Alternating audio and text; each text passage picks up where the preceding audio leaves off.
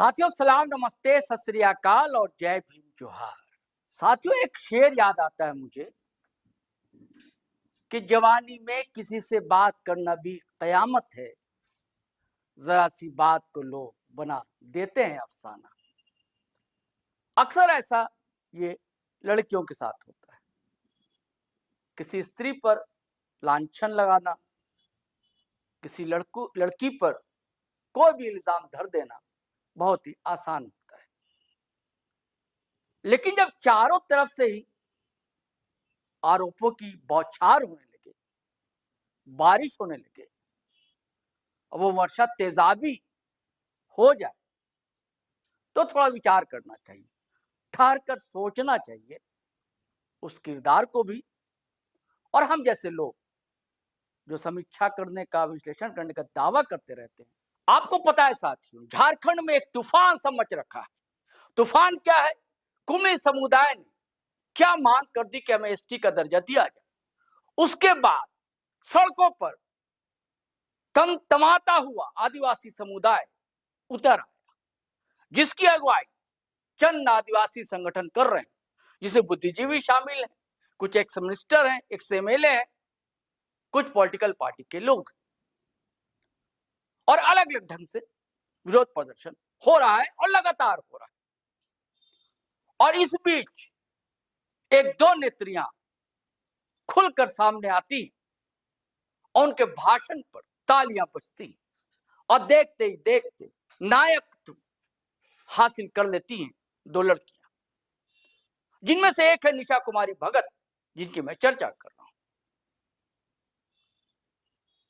उनकी छवि जैसी बनी और हर जगह उनकी डिमांड होने लगी, हर जगह उन्हें बुलाया जाने लगा। लेकिन अचानक से क्या हुआ कि प्रभात तारा मैदान में जो रैली हुई आदिवासी संगठनों की ओर से, आरोप है कि वो जब मंच पर पहुंची तो उन्हें बहुत ही बेइज्जत करके निकाला गया, भगाया गया, धक्का दिया गया।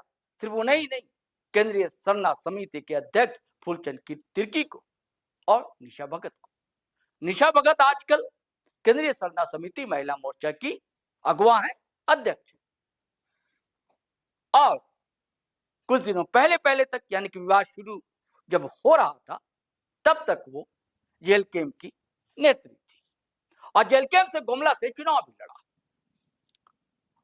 अब इन्होंने आरोप लगाया कि ईसाई मशीनरी के कारण उन्हें वहां से भगाया गया। उसके बाद से जो मंचासीन थे लोग, गीता श्री उरांव मिनिस्टर रही हैं, देव कुमार धान वो विधायक मंत्री रहे हैं, प्रेम शाही मुंडा लीडर बाप के यानी कि भारतीय आदिवासी पार्टी के, लक्ष्मी नारायण मुंडा और भी कई अगुआ आदिवासी समाज के, और सब लोग उल्टा इल्जाम उन पर धर रहे हैं, धर दबोचा है। मान लीजिए, जब मैंने कहा एक लड़की का आगे बढ़ना, लेकिन भाषा की तमीज तो रखनी चाहिए, भाषा की मर्यादा तार तार ना हो, यह आरोप लगा रही निशा भगत पर। और इस बीच एक और किरदार जो पहले भी मैंने चर्चा की, वो सोशल एक्टिविस्ट हैं, उन पर कई तरह के इल्जाम है, कई मामलों में बरी है, केस लड़ रही है, संघर्षरत स्त्री है, वो भी आदिवासी समाज से आती है, सुषमा बड़ाई। उन्होंने फिर हमला बोला है, हालांकि निजी हमला है, लेकिन जब आप पब्लिक लाइफ में रहते हैं, आप पब्लिक प्लेस में यानी कि सोशल साइट पर अपनी बातें रखते हैं, तो आपकी निजी नहीं रह जाती, बातचीत सार्वजनिक हो जाती है। जब आप सार्वजनिक मंच पर कोई बात रखते हैं, अब कई आरोप फिर दोहराए उन्होंने, जिससे परेशान हो सकती है, सांसें फूल सकती हैं निशा भगत की। और यहां तक कह दिया है कि अब केस कर दूंगी मैं निशा भगत पर। तो मैं चाहता हूं दोस्तों, सुषमा बड़ाई ने कहा सिलसिलेवार लाइव आई थी वो फेसबुक पेज पर, कुछ बातें रिपीटेशन हो सकती, लेकिन उनके तेवर को देखना चाहिए, उनकी जो भावना है, वो जो कहना चाहती, कितना अभिव्यक्त कर पाती और उसमें सच्चाई क्या है, क्योंकि अब तक जवाब निशा भगत की जानिब से नहीं आया। मैं चाहता हूं पहला वीडियो आप सुनिए। झारखंड के लोगों के दिमाग में कई ऐसे सवाल गूंज रहे हैं कि सुषमा बड़ाइक ने निशा भगत को बेटी बेचवा क्यों कहा।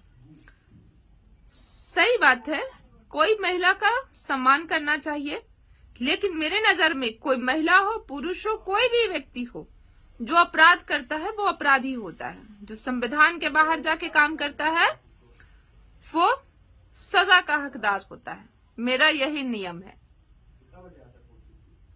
निशा भगत पार्टी करती थी, लड़कियों को बुलाती थी, ठेकेदारों को बुलाती थी, लड़कियों को इतना शराब पिला देती थी कि रात में क्या हुआ उनको होश नहीं रहता था। ठेकेदार भी वहीं सो जाते थे, लड़कियां भी वहीं सो जाती थी। वैसी परिस्थिति में कई ऐसी महिलाएं मुझसे शिकायत की कि आखिर दीदी हम लोग केस भी करे तो कैसे करे, हम लोग को इतना शराब पिला देती थी कि रात को क्या हुआ हमारे साथ, हमारी गलती थी या सामने वाली की गलती थी, समझ ही नहीं आता था। बस महसूस हुआ कि हमारे साथ तो गलत हो गया, लेकिन हमारी गलती थी या सामने वाली की। शराब के नशे में धूर्त पता नहीं चलता था कि आखिर उनके साथ क्या हुआ। तो निशा भगत ये बहुत बड़ा एक गेम खेलती थी ताकि लड़कियां केस दर्ज ना करा सके उन पर कि आखिर रात को उनके साथ हुआ क्या। यदि वो केस दर्ज करती हैं तो सवाल उन पर भी उठेगा कि तुम उतने नशे में धूर्त क्यों थी, इतना शराब क्यों पी थी। तो बहुत सारी चीज होती हैं जो लड़कियां समाज में अपनी पक्ष रखने के लिए घबराती हैं, डरती हैं न्याय मांगने के लिए, इस परिस्थिति में खासकर। और मैं खुद जब निशा भगत के घर गई थी तो अपनी आंखों से जब ये सब कुछ देखी तो मैं दंग रह गई कि निशा भगत जब मेरे जैसी लड़की के साथ ऐसा बर्ताव करने का सोच सकती है, जबकि मैं शराब तो दूर की बात, मैं चिकन मटन लहसुन प्याज कुछ भी नहीं खाती हूँ, मैं महादेव की भक्त हूँ और इन सब चीजों से परहेज करती हूँ। तो जब मेरे जैसी लड़की को वो नहीं बकसना चाहिए तो वो दूसरे महिलाओं के साथ, दूसरी लड़कियों के साथ क्या बर्ताव करके वो पैसा कमाई होगी ठेकेदारों से। तो इसके कई साक्ष्य है, रिकॉर्डिंग है मेरे पास, फोटोग्राफ्स है। फिर भी मैं सोची कि चलो क्या बोलूं, जब महिलाएं कंफ्यूज हैं कि आखिर रात को मेरी गलती थी या सामने वाली की। निशा ये हाल बना के रख देती थी ताकि निशा फंसे नहीं, खुद को बचाने के लिए इतना शराब पिला देती थी ताकि कोई उस पर उंगली ना उठाए। तो ऐसे महिलाओं को किस कैटेगरी में आना चाहिए? महिला सुरक्षा की बात करना चाहिए या फिर ये अपराध की श्रेणी में आता है? तो बगैर साक्ष्य में किसी के बारे में उंगली नहीं उठाती हूं। मेरे पास गंभीर परिस्थितियों का साक्ष्य है, इसलिए मैं निशा भगत को बेटी बेचवा कहती हूं कि यही निशा भगत जब मेरे साथ शोषण हुआ, अत्याचार हुआ और मैं अपने हक के लिए आवाज उठाई, तब यही जेल के लोगों से मुझे गाली दिलवाती थी, मुझ पे हंसती थी।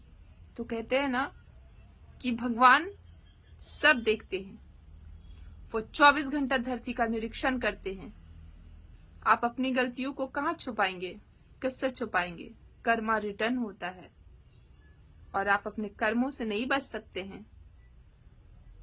इसलिए मैं निशा भगत को बोलती हूँ कि सुषमा बड़ाइक बनना चाहती, सुषमा बड़ाइक बनकर बॉडीगार्ड मांगना चाहती सरकार से। सुषमा बड़ाइक को ऐसी बॉडीगार्ड नहीं मिल गया, उसके संघर्षों को पढ़ा गया, उसके संघर्षों को देखा गया। इसलिए माननीय सर्वोच्च न्यायालय ने भी यह टिप्पणी कर दी, हाई कोर्ट ने भी यह टिप्पणी कर दी, होता तो सबके साथ है पर लड़ती तो यही लड़की है, बोलती तो यही है। ये माननीय न्यायालय के द्वारा इतना रिस्पेक्ट भरी बात बोल देना मेरे लिए कितना प्राउड हो सकता है। पता सबको होता है कि होता सबके साथ है, पर हिम्मत किसी में नहीं होता। कि निशा भगत खुद बोली मेरे साथ हजारों लोगों ने राजनीति में घुसने के लिए और टिकट देने के लिए, जगह देने के लिए शोषण किया। तो क्या आप शोषण करवा रही थी जगह पाने के लिए? हम नारी शक्ति हैं। हम शरीर बेचेंगे, सोएंगे किसी के साथ, तब हमें कोई जगह देगा, वो भी मर्द लोग। हम मर्द लोग के जूती के नीचे रहेंगे क्या कि वो मुझे रौंदेंगे और तब मुझे वो पावर देंगे? हमारी यही औकात रह गई है क्या? हम नारी शक्ति हैं, हम प्रकृति है, हम प्रलय ला सकते हैं,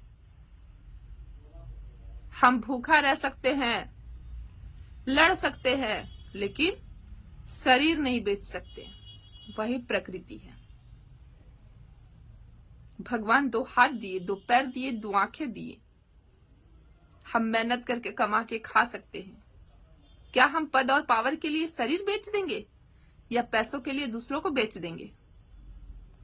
इसलिए मैं ऐसी महिलाओं से नफरत करती हूँ जो महिला की दुश्मन होती है। मैंने कितने महिलाओं का साथ दिया है, कितनों का घर बसा दिया है, जो शादी के झांसा दे करके लड़कियों के साथ गलत करते और छोड़ के, प्रेग्नेंट करके छोड़ के भाग जाते हैं। आज न जाने कितने महिलाएं मेरा गुणगान गाती है कि आपकी वजह से मेरा घर बस गया। तो क्या मैं डंका बजाती हूँ कि मैंने ऐसा किया वैसा किया? उनकी दुआएं, मेरा कर्म मेरे साथ था कि मुझे नई जिंदगी मिले, और मुझे पता है कि मैं क्या सही कर रही हूं और क्या गलत कर रही हूं। कहती है समाज ने मुझे बहिष्कार कर दिया है। समाज ने मुझे कभी बहिष्कार नहीं किया। समाज के लोगों को भी प्राउड है कि सुषमा लड़ी, अकेले लड़ी। साथियों, पहली बातचीत सुनिए आप, अब दूसरा वीडियो सुनिए उनका। यहाँ फिर वही बातें कहती हैं, लेकिन कुछ नई बात उसमें अडाउन करती है, जोड़ती है। निशा भगत फिर से एक निजी चैनल पे आकर के कह रही है कि समाज ने सुषमा को बहिष्कार कर दिया है और नटराजन से लेके उसके 3 बच्चे पैदा हो गए हैं और तीनों के पिता रेपिस्ट हैं। अरे मुझसे ज्यादा जिल्लत तो तुम झेली हो पद और पावर पाने के लिए। कौन ऐसे जो नेता होंगे और कौन ऐसे ठेकेदार नहीं होंगे जिसके साथ तुम पैसों के लिए और पद और पावर के लिए संबंध नहीं बनाई हो? और मैं, मेरे जीवन में जितने भी बड़े बड़े लोग आए, कोई भी गलत करने का कोशिश किया, मैं उसका विरोध की। पद और पावर के लिए उनको एक्सेप्ट नहीं कर ली। नहीं तो मेरा जीवन में इतने बड़े बड़े लोग आए कि लोग सोच कर बोलते हैं कि तुम्हारे जीवन में जितने बड़े बड़े लोग आए, तुम आज कहां से कहां होती। तो तुम मेरे पैर की धूल के बराबर भी नहीं हो। तुम मेरे पैर की धूल के बराबर भी नहीं हो कि जितने बड़े बड़े लोग मेरे जीवन में आए, आज मैं कहां से कहां होती। और पद और पावर के लिए मैं खुद को बेचती नहीं हूं तुम्हारी तरह, जो तुम आकर के कह रही हो कि उसको समाज बहिष्कार कर दिया है। संविधान सम्मान करता है, और मैं पहले भी बोली हूं और अब भी कह रही हूं कि होता सबके साथ है पर बोलती मैं हूं, विरोध मैं करती हूं। ऐसा कह के कोर्ट ने मेरा सम्मान किया है। तुम्हारे जैसे थोड़ी ना कि पद और पावर करने के लिए किसी के साथ भी शारीरिक संबंध बना लेती हो और कह रही हो कि सोनू सिंह के साथ मेरा कोई रिश्ता नहीं है। तो गोलमुरी थाना में जो एफआईआर दर्ज हुआ है तुम्हारे खिलाफ, वो किसके केस में हुआ है? सोनू सिंह के केस में हुआ है। और इस बारे में मैं ज्यादा बात नहीं करना चाहती हूँ। ये जांच हो रही है ना, और बेल पे रिहा हो, आज न कल फैसला होगा। पुलिस की हेडलिस्ट में तुम भी हो और मुझे उग्रवादी बोलती हो। उग्रवादी होती ना, उग्रवादी होती तो न्याय के लिए संवैधानिक लड़ाई नहीं लड़ती। उग्रवादी से साठगांठ तुम्हारा है और तुम खुद को, अपने चेहरे को छुपा के समाज में आके अच्छा बनने की कोशिश कर रही हो। सबको पता है कि मैंने सिस्टम से लड़ा है, पूरे पुलिस डिपार्टमेंट के सिस्टम से लड़ा है, और मैं बरी भी हो गई हर एक मामले में। और सुप्रीम कोर्ट ने सराहना किया है कि एक आदिवासी लड़की के साथ इतना अन्याय तो कोई नहीं सहता है। खुद की तरह समझ ली हो क्या? दो पैसा के लिए किसी ठेकेदार से सो जाती हो और बात करती हो यहाँ। समाज तुमको अपना लिया और हमको बहिष्कार कर दिया। समाज मुझे बहिष्कार नहीं किया है, तुम गलत फहमी में जी रही हो। बुड़बक, ज्यादा हीरोइन मत बनो। किसी को भी तुम चीड़ दोगी, मार दोगी, इतना तुम्हारा हैसियत हो गया है। मेरे दरवाजे चढ़ के दिखाना ना, पता चल जाएगा। खुद को पता नहीं कहां की रानी महारानी समझने लगी है। बहिष्कार कर दिया है इसको समाज। लाज शर्म तो सारा धो के पी गई है बेहुदी औरत। तुम्हारी तरह दारू पीती हूं क्या दिन और रात?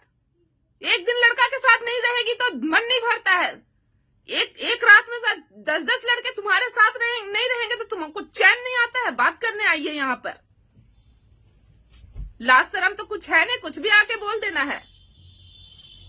जाओ ना, मैंने भी केस किया है तुम पे भी और परी पासवान पे भी, जवाब देना। अब दूसरा वीडियो में सुन लिया, लेकिन सवाल वही, जो सक्रिय लोग ही आपस में लड़ने लगेंगे तो फिर समाज का क्या होगा? आपस में सिर्फ फुटबॉल करना कतई अच्छा नहीं कहा जा सकता। चलिए साथियों, अब आज्ञा दीजिए, इजाजत दीजिए, फिर हम नए वीडियो के साथ हाजिर रहेंगे। लेकिन आपसे वही गुजारिश है, अगर आपने हमारा चैनल सब्सक्राइब नहीं किया तो कर लीजिए। वीडियो हमेशा की तरह धड़ाधड़ फटाफट खटाखट शेयर कीजिए, लाइक कीजिए, कमेंट कीजिए। आज्ञा दीजिए, इजाजत दीजिए। जय हिंद, जय भारत।